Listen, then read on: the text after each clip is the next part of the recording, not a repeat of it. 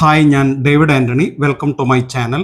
കലയും ശില്പചാതുരിയും കൊണ്ട് സമ്പന്നവും സർവോപരി ഭക്തർക്ക് നിർലോഭമായി അനുഗ്രഹവർഷം ചൊരിയുന്ന തില്ലൈ നടരാജ ക്ഷേത്രത്തിലേക്കാണ് ഇന്ന് നമ്മൾ പോകുന്നത്. ചിത്ത് എന്നാൽ മനസ്സ് അല്ലെങ്കിൽ അറിവ്, അമ്പരം എന്നാൽ ആകാശം. അങ്ങനെ അറിവിൻ്റെ ഒരു വിശാല ലോകമാണ് ചിദംബരം എന്ന ഈ പുണ്യസ്ഥലം.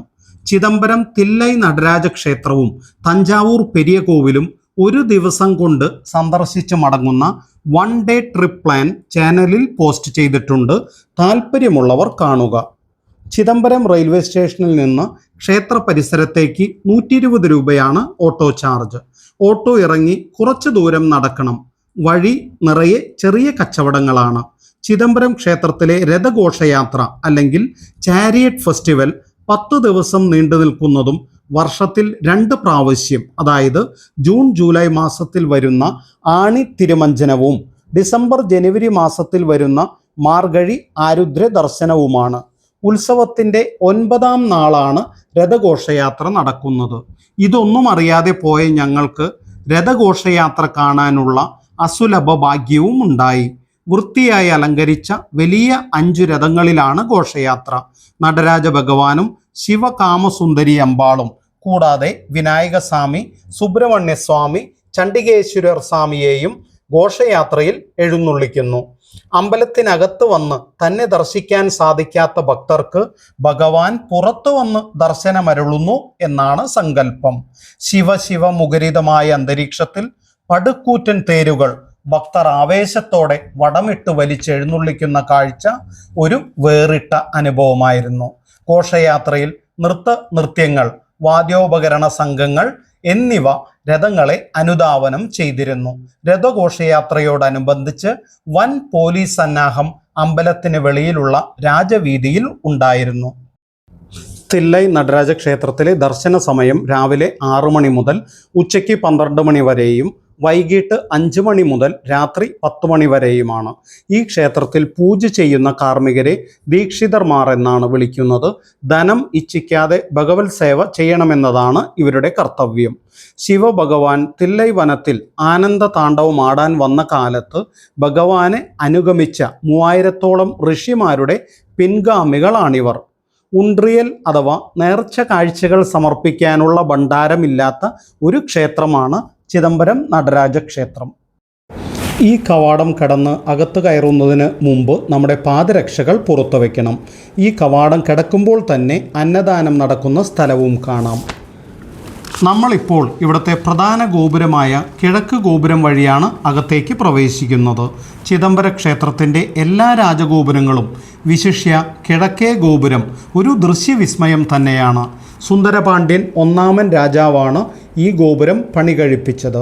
ഭരതനാട്യത്തിലെ 108 ചരണങ്ങൾ വളരെ ശില്പചാതുരിയോടെ ഈ ഗോപുരത്തിൽ കൊത്തിവെച്ചിരിക്കുന്നു. 134 അടി ഉയരവും 7 നിലകളുമുള്ള കിഴക്ക് ഗോപുരത്തിൽ ആയിരക്കണക്കിന് ശില്പങ്ങളാണ് കൊത്തിവെച്ചിരിക്കുന്നത്. കിഴക്കേ ഗോപുരം ശരിക്കും കരിങ്കല്ലിൽ തീർത്ത ഒരു കവിത തന്നെയാണ്. ഓരോ ശില്പത്തിനും എന്ത് നിറവ്, എന്ത് പൂർണ്ണത!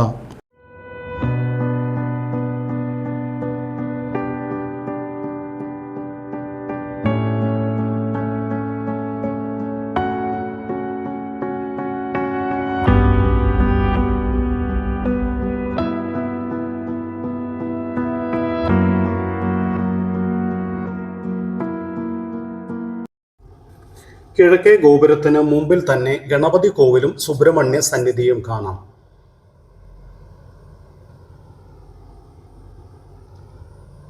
ഇതാണ് ഭരതനാട്യത്തിലെ 108 ചരണങ്ങൾ വളരെ കൃത്യതയോടെ കൊത്തിവെച്ചിരിക്കുന്നത്. ഇത് അപ്പർ, സംബന്ധർ, സുന്ദരർ, മാണിക്യവാസകർ എന്നീ 4 ശൈവ സന്യാസിമാരാണ്. കിഴക്കേ ഗോപുരം കടന്ന് അകത്തേക്ക് കയറുമ്പോൾ സാധാരണ ക്ഷേത്രങ്ങളിൽ ഒരു നേർരേഖയിൽ തന്നെ ശ്രീകോവിൽ കാണാം. പക്ഷേ ഈ ക്ഷേത്രത്തിൽ ശ്രീകോവിലിൻ്റെ സ്ഥാനം കുറച്ച് ഇടത്തേക്ക് മാറിയാണ് മനുഷ്യ ശരീരത്തിൽ ഹൃദയം ഇരിക്കുന്നത് പോലെ. പഞ്ചഭൂത ക്ഷേത്രങ്ങളിൽ ആകാശത്തെ പ്രതിനിധാനം ചെയ്യുന്ന ക്ഷേത്രമാണ് ചിദംബരം. പഞ്ചഭൂതങ്ങളായ ആകാശം, ഭൂമി, വായു, അഗ്നി, ജലം എന്നിവ അളവുകൾക്കതീതമാണ്. മനുഷ്യൻ ഇടപഴകുന്ന പഞ്ചഭൂതങ്ങളെയെല്ലാം നിയന്ത്രിച്ചുകൊണ്ട് പ്രപഞ്ച താളത്തെ നിലനിർത്തി ചിദംബരനാഥനായ ശിവഭഗവാൻ വാണരുളുന്നു. 9-ാം നൂറ്റാണ്ട് വരെ ഈ പ്രദേശം പല്ലവ രാജവംശത്തിൻ്റെ കീഴിലായിരുന്നു. 9-ാം നൂറ്റാണ്ട് മുതൽ 13-ാം നൂറ്റാണ്ട് വരെ ചോള രാജവംശം, 13-ാം നൂറ്റാണ്ടിൽ പാണ്ഡ്യ രാജവംശം, 14-ാം നൂറ്റാണ്ട് മുതൽ 17-ാം നൂറ്റാണ്ട് വരെ നായക്കന്മാർ, 18-ാം നൂറ്റാണ്ട് മുതൽ മറാത്ത രാജവംശം. ഇപ്പോൾ കാണപ്പെടുന്ന അമ്പലഭാഗങ്ങൾ 10-ാം നൂറ്റാണ്ടിൽ ചോള രാജവംശം പണികഴിപ്പിച്ചതാണ്. തങ്ങളുടെ സമ്പത്തെല്ലാം മഹാദേവൻ അവകാശപ്പെട്ടതാണെന്ന ചോള രാജാക്കന്മാരുടെ ചിന്തയാണ് ചൈതന്യവത്തായ ഈ ശ്രീകോവിൽ. ഇത് 4 ചുറ്റും കൽപ്പടവുകളുള്ള ശിവഗംഗാ ടാങ്ക്. ഭക്തർക്ക് ഇങ്ങോട്ട് പ്രവേശനമില്ല. പവിത്രമായ ആവശ്യങ്ങൾക്ക് മാത്രം വിനിയോഗിക്കുന്നു.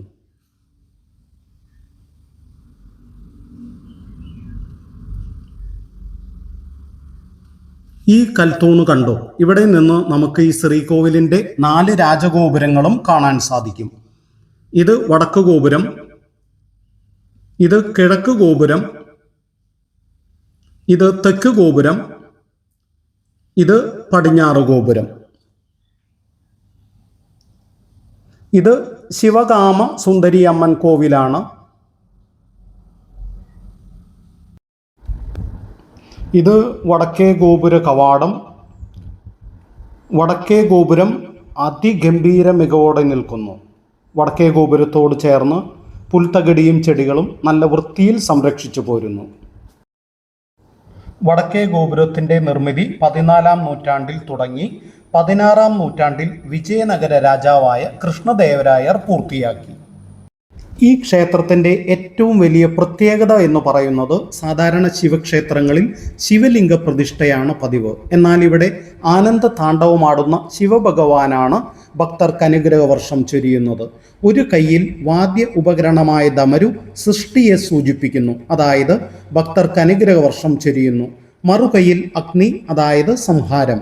സംഹാരം എന്നാൽ എല്ലാം നശിപ്പിക്കുന്ന ശക്തിയല്ല, നമ്മിൽ ആവശ്യമില്ലാത്തതെന്തോ അത് നശിപ്പിക്കുന്നു.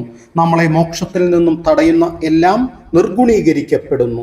ദമരു പിടിച്ചിരിക്കുന്നതിന് ചേർന്നുള്ള കൈയാൽ ഭഗവാൻ അനുഗ്രഹവർഷം ചൊരിയുന്നു. ഭഗവാൻ ചവിട്ടി നിൽക്കുന്ന മുസലകൻ എന്ന അസുരൻ മനുഷ്യന്റെ അജ്ഞതയെയാണ് സൂചിപ്പിക്കുന്നത്. ഈ ക്ഷേത്രത്തിൽ 5 മണ്ഡപങ്ങളുണ്ട്. ശിവപാർവതി പ്രതിഷ്ഠയുള്ള ചിത്സഭ, പൂജകൾ നടക്കുന്ന കനകസഭ, 1000 കാൽമണ്ഡപമായ രാജസഭ, മഹാദേവൻ ആനന്ദ താണ്ഡവമാടിയ നൃത്തസഭ, പഞ്ചമൂർത്തികളെ പ്രതിഷ്ഠിച്ച ദേവസഭ. വളരെ പ്രത്യേകതകൾ നിറഞ്ഞതാണ് ചിദംബര ക്ഷേത്രത്തിലെ പ്രതിഷ്ഠ. രൂപം, അരൂപം, അർദ്ധരൂപം സങ്കല്പങ്ങളിലാണ് ഇവിടെ പ്രതിഷ്ഠയുള്ളത്. ആനന്ദ താണ്ഡവമാടുന്ന ശിവഭഗവാനാണ് രൂപഭാവത്തിലെ പ്രതിഷ്ഠ. ശൂന്യത അല്ലെങ്കിൽ ആകാശരൂപത്തിൽ അരൂപ പ്രതിഷ്ഠയും സ്ഫടികലിംഗ രൂപത്തിൽ അർദ്ധരൂപ പ്രതിഷ്ഠയും കാണാം. നടരാജമൂർത്തിയുടെ നൃത്തം ആസ്വദിച്ചുകൊണ്ട് ഇടത് ഭാഗത്തായി പാർവതി ദേവിയെ ശിവകാമസുന്ദരിയായി പ്രതിഷ്ഠിച്ചിരിക്കുന്നു. ചിത്സഭയിൽ നടരാജമൂർത്തിയുടെ വലതുവശത്ത് ഒരു ചെറിയ വാതിലുണ്ട്. അവിടെ തിരശീല മാറ്റുമ്പോൾ ഭഗവാന്റെ രൂപമൊന്നും കാണാൻ സാധിക്കില്ല. തങ്കത്തിൽ തീർത്ത ഒരു കൂവളമാല മാത്രമേ നമുക്ക് കാണാൻ സാധിക്കൂ. ദീക്ഷിതർ അവിടെ ശൂന്യതയ്ക്ക് ആരതി ഒഴിയുന്നത് കാണാം. അതിനർത്ഥം അവിടെ രൂപമില്ലാത്ത സ്ഥിതിയിലുള്ള ഭഗവാന്റെ സാന്നിധ്യമാണ്. പ്രപഞ്ചത്തിലാകമാനം നിറഞ്ഞിരിക്കുന്ന ഈശ്വരനെ ശൂന്യതയിൽ ആരാധിക്കുകയാണിവിടെ. ഈശ്വരനെ ശരിയായി മനസ്സിലാക്കുന്ന ഒരു ഭക്തനു മാത്രമേ ആ മഹാചൈതന്യം ദൃശ്യമാവൂ. അതുതന്നെയാണ് ചിദംബര രഹസ്യം. ചിത്സഭയോട് ചേർന്നു തന്നെയാണ് കനകസഭ. ആനന്ദ താണ്ഡവമാടുന്ന നടരാജനെ വീക്ഷിക്കുന്ന അനന്തശയനത്തിലുള്ള ഗോവിന്ദരാജപ്പെരുമാളായ മഹാവിഷ്ണുവിൻ്റെ പ്രതിഷ്ഠയും പൂജകൾ നടക്കുന്ന കനകസഭയിൽ കാണാം.